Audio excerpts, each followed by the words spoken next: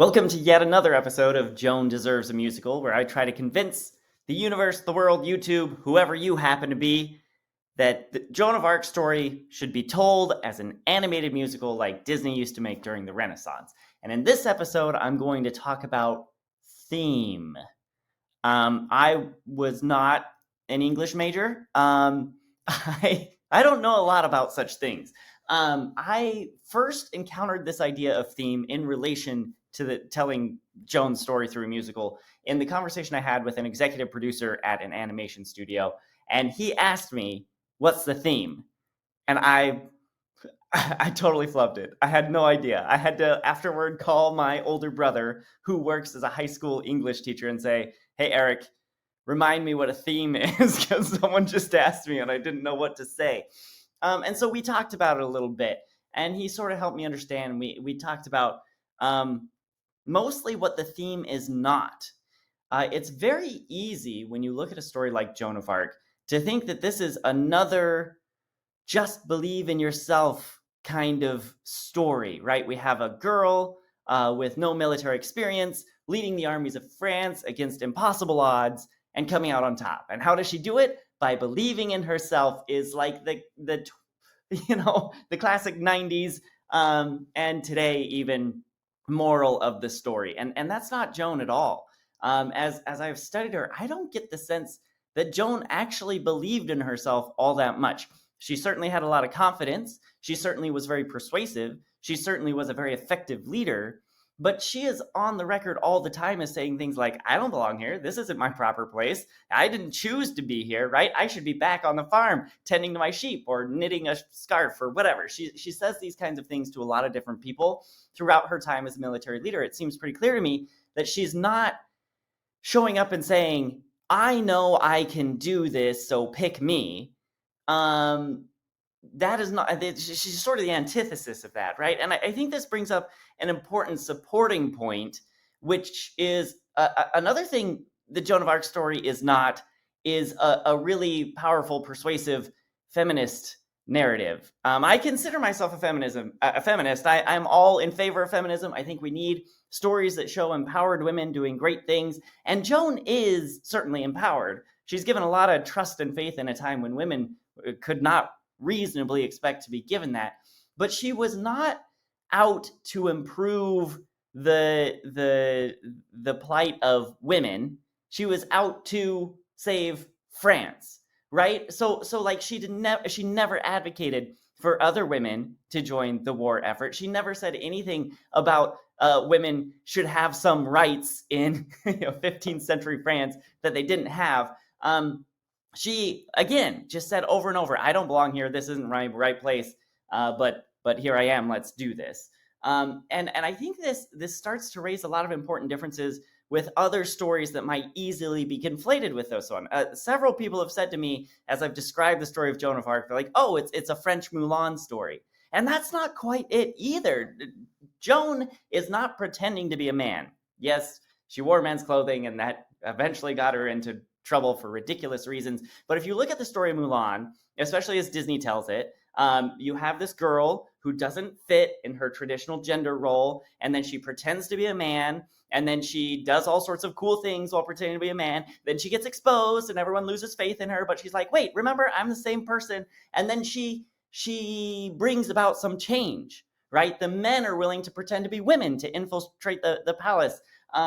People are now willing to view her with respect and accept that there are different good ways to be a woman, right? Mulan's a great story for all of those reasons and is very different from Joan of Arc for all of those reasons. So the theme is not believe in yourself, and it's not female empowerment. If we're going to go process of elimination of all the possible themes a story could have, we're never going to get there, right? Another thing, I was talking to a friend and said, "I don't really know what theme is." And he said, "Oh, I forget if he was reading a screenplay writing book or watched a YouTube video or something, but somebody told him that theme is kind of encapsulated with it's the tool that the protagonist uses to achieve victory in the end, or something like that." And I was watching Aladdin recently, and looking at it through that way, I decided the theme of Aladdin is honesty. If you look at the Wikipedia page for Aladdin, it lists all kinds of other themes, and honesty isn't on there. But it really seems to me that Aladdin is a story about honesty, right? Aladdin thinks he can get what he wants by lying. And the genie even says to him at one point, like, you've lied to everyone else. I was beginning to feel left out. Now you've lied to me. And in the end, Aladdin tells the truth, and then things work out. So I see Aladdin as a story that is about honesty. And if theme is the aboutness of a story, right, the thing that helps us make sense of it, that actually really resonates with me. One movie I really love is Castaway, starring Tom Hanks. When that movie came out, I was in high school, and my best friend went and saw it. And afterward, I asked him, how was it? And he said it was terrible. I thought it would be like this, Survivor or Swiss Family Robinson or sort of movie, and it was not. It was so boring. He just spent the whole time hanging out talking to a volleyball. There were no monsters to slay, no bad guys to fight. And then he gets back, and the second half of the movie is him just retelling the first half of the movie all over again. It was the worst movie I've watched.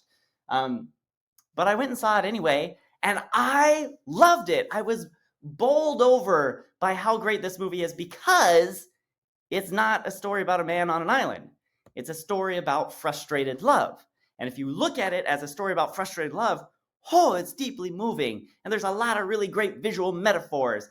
And the retelling afterward is like an important part of how he's processing what's going on.